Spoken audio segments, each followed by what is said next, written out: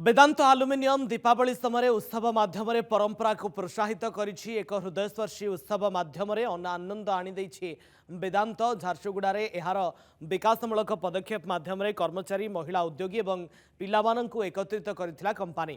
पार्वण ऋतु पालनर एक अंश भाव में वेदांत आलुमिनियम शुभलक्ष्मी समवायर सदस्य और नंदघर युव छात्र छात्री सहयोग दिया जायथिबा चित्रकला कर्मशाला आयोजन करथिला, जहाँ दृढ़ सामूहिक बंधन को प्रोत्साहित करने प्रति यार प्रतिबद्धता को स्पष्ट करथिला। शुभलक्ष्मी समवाय आज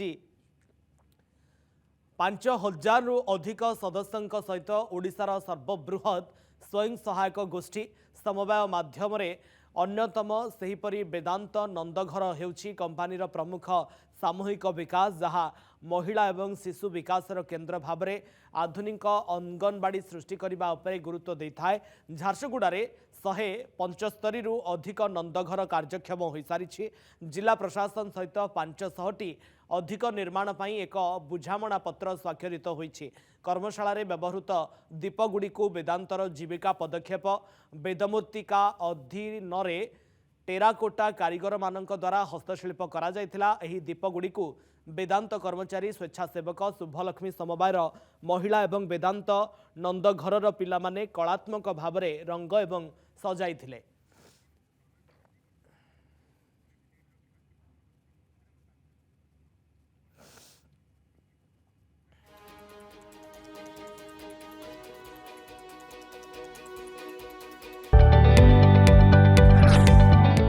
जदि आपंक आम भिडी भल लगा तेब आम चैनल को लाइक, शेयर और सब्सक्राइब करने को जमा भी भूलु नहीं।